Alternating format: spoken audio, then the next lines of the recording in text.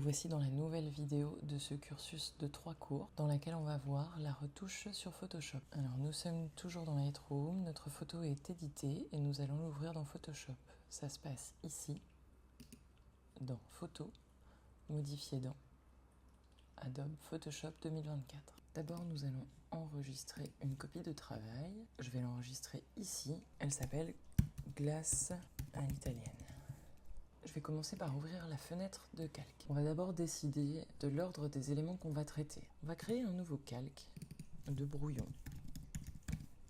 qui va nous permettre de noter l'ensemble des éléments qu'on va vouloir retoucher. Donc je vais prendre un petit pinceau rouge et voilà, je vais marquer ce que je veux retoucher. Donc ici, je vais vouloir retoucher cette partie. Je vais peut-être regarder ce que je peux faire ici. Tout ça, ça me semble très très bien. Peut-être ces petites choses-là, un tout petit peu les nettoyer, voilà. Là, on va devoir faire un travail d'anti-poussière ici. Là, j'ai des choses ici.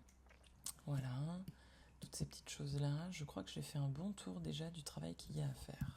C'est notre première étape. Alors, on va commencer par le rouge à lèvres.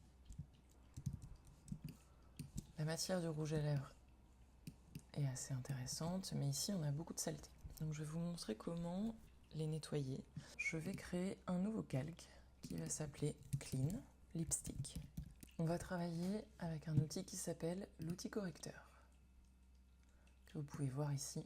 On va utiliser le premier, l'outil correcteur localisé. Je vais vouloir travailler sur ces petits points qui sont ici. J'ai une trace de doigt très disgracieuse, ça va être compliqué à enlever. Quand on voit ce genre de saleté, ça nous rappelle que c'est au moment de la prise de vue qu'il faut nettoyer très précisément ces objets avant de les prendre en photo. D'autant que moi j'utilise un objectif macro et l'objectif macro ne pardonne rien. C'est en même temps très beau parce qu'on peut voir vraiment l'ensemble de la matière, on a vraiment des détails magnifiques, mais quand on arrive sur une trace d'empreinte de doigt, ça ne pardonne pas.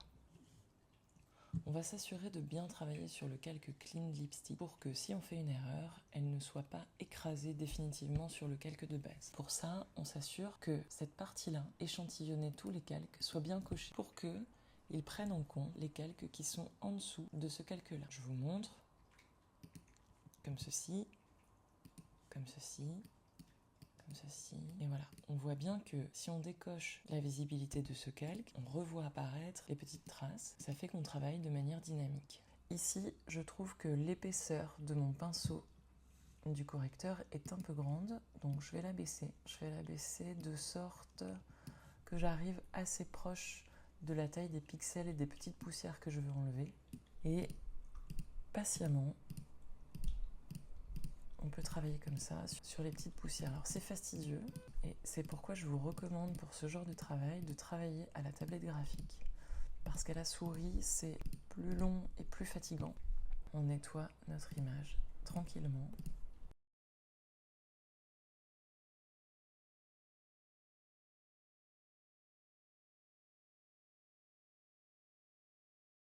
Alors on peut avoir un pinceau très gros, mais on n'est pas sûr d'avoir une reconstruction de matière très précise. Là par exemple, je me dis, je vais peut-être voir si j'arrive à refaire la matière en enlevant la trace de doigt. Mais vous voyez, j'ai cliqué et là je me suis retrouvée avec une partie de cette matière-là. Donc c'est pas intéressant. Là, quand je monte et que je descends mon pinceau, j'utilise des raccourcis sur mon clavier. Je fais une petite parenthèse pour vous montrer que ici, en haut dans Édition, vous pouvez gérer vos raccourcis clavier pour justement changer les touches de raccourcis ou découvrir les touches de raccourcis que vous ne connaissez pas. Ça va vous permettre de travailler plus vite. Alors ici, on voit que ce sont les menus de l'application. Et si on déroule, on peut trouver les raccourcis clavier des outils. Par exemple, l'outil déplacement, l'outil rectangle de sélection, celui-là il est intéressant. Alors le pinceau c'est B comme brush, la plume P comme plume, évidemment. Et voilà, ici on a diminué l'épaisseur du pinceau, donc c'est U ou %. Moi j'ai gardé celui-là, il était déjà paramétré comme ça. J'ai gardé celui-là parce que je le trouve intéressant et maintenant je m'y suis habituée. Celui que j'utilise beaucoup aussi, c'est diminuer la dureté du pinceau et augmenter la dureté du pinceau. Donc c'est tout ce qui va toucher au contour progressif de notre pinceau. J'aurai l'occasion de vous remontrer. Voilà, on peut sortir les raccourcis. Je peux travailler cette partie-là en augmentant mon pinceau, justement.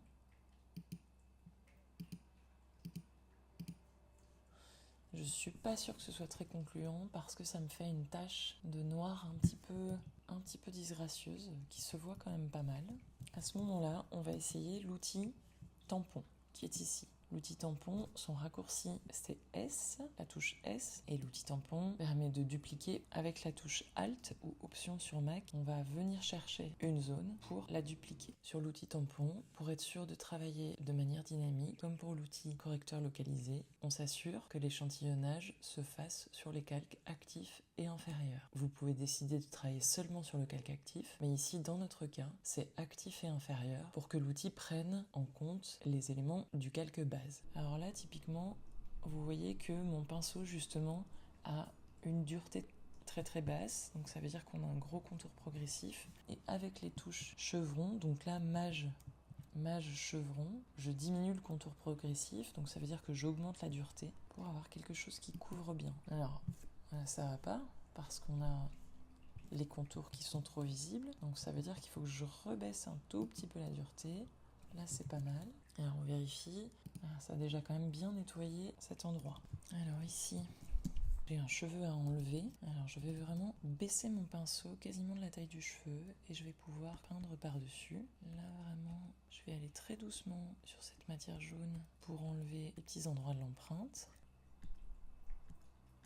C'est un peu mieux, mais c'est pas encore ça. Alors, c'est vrai qu'on pourrait se dire que, par exemple, si on poste son image sur Instagram ou sur un site web, on pourrait se dire que là, on voit pas la saleté, on voit pas les détails. Moi, je vous invite à toujours penser que peut-être cette image sera imprimée sur un kakémono, sur un magazine. Donc, je vous invite toujours à penser dès le départ la meilleure qualité possible. Donc, à travailler tous ces petits détails. Enlever les petites poussières qui sont ici. Parfois, on peut retrouver des petites imperfections répétitives dans une zone particulière. Je vais vous montrer un filtre qui va nous permettre d'enlever ça. Sur cette photo, au fond noir, on ne voit pas très bien les petites poussières. Donc pour vous montrer comment fonctionne ce filtre, on va passer sur une autre photo. Cette photo s'appelle Retour de plage et je vais vous montrer, j'avais ici beaucoup de saleté. En photographie studio, c'est courant d'avoir ce genre d'imperfections, des petites rayures, des poussières, des petites particules sur des éléments sombres. Ça peut être sur du papier, sur du tissu. Ici, c'est du carrelage. Donc on voit que c'est plein de poussières, plein de petits fragments. On a un filtre qui est créé spécialement pour ce cas. Cette méthode a besoin de toutes les informations sur l'image, donc on ne peut pas travailler avec un calque spécialisé. On va dupliquer notre image. On peut appuyer sur CTRL-J ou Pomme-J pour dupliquer l'image. Et c'est parti. On va renommer notre calque filtre anti-poussière. On se positionne bien sur le calque filtre anti-poussière et on va dans filtre ici en haut, bruit anti-poussière. Alors, ici il y a deux variables, les rayons et les seuils. Le rayon, c'est utilisé pour indiquer la taille des particules que l'on souhaite éliminer. Alors par exemple, là on a un rayon de 5, c'est un très grand rayon. Si on a un rayon de 1 pixel, donc on voit que ça a éliminé certaines particules, mais pas toutes. Dès qu'on monte un peu, si on met 2 pixels, ça on efface de plus en plus, 3 pixels de plus en plus, 5 pixels, on a quasiment tout effacé. Le seuil, lui, contrôle la netteté. Par exemple, maintenant qu'on a mis 5 pixels, ici, on peut voir que ça a beaucoup flouté les éléments du produit. On le voit ici, on perd tous les détails et toute la matière de la chaussure. Si on est à 1, on a très peu de netteté. Si on monte de plus en plus, 12 par exemple, on le voit ici, on regagne de la netteté. Le but ici, c'est d'ajuster ces deux paramètres pour que les imperfections disparaissent, mais sans perdre trop de texture sur la surface. Donc on essaye de partir de valeurs minimales, on revient à 1 partout, et on compare l'avant et l'après pour que la texture ne se perde pas trop. En revanche, on va bien regarder la zone d'arrière-plan sans prendre en compte les autres parties de l'image, puisqu'ensuite on isolera les chaussures de l'arrière-plan. On regarde bien derrière, on remonte à 3, on a encore beaucoup de traces ici, et de toute façon, sur cette image, la texture du carrelage derrière n'était pas très présente. On peut monter à 4, on va voir si on remonte quand même un petit peu, pour garder un peu de texture. 5. Attention, on regarde l'aperçu. C'est pas mal, on a enlevé pas mal de choses. Là, on voit que la matière est bien gardée et que automatiquement, beaucoup de nos petites poussières sont enlevées. 4 et 3, ça me paraît pas mal. Je vais garder ça. Maintenant, puisque nous voulons que cet effet ne soit visible que dans les parties d'arrière-plan, nous allons cacher ce calque sous un masque noir. Donc la partie masque de fusion est ici. On clique. Si on veut avoir un masque directement noir, on peut toucher Alt ou Option et cliquer. Et voilà, on voit que maintenant qu'on a le masque noir, on ne voit plus du tout le calque de filtre anti-poussière. Et on va venir le révéler au pinceau blanc. Voilà, ici. Là, vous voyez, j'ai fait une trace ici en blanc qui efface nos petites particules. Alors du coup, on va y aller tranquillement. Ici, l'opacité est à 100%, le flux aussi. Je vais travailler seulement sur les zones de rouge. Ça va me permettre d'éviter la chaussure et de garder toute la texture de la chaussure. Elle est très intéressante, le daim est très beau, le fluo aussi, les lacets, on les voit très bien. Une fois qu'on a fait ce calque, on va créer un nouveau calque pour venir nettoyer les dernières particules sur l'arrière-plan. On pense bien à cocher, échantillonner tous les calques et on vient terminer ici à la main les particules qui va nous rester. Voilà, je vous ai montré le filtre anti-poussière. On va pouvoir retourner sur notre glace à l'italienne.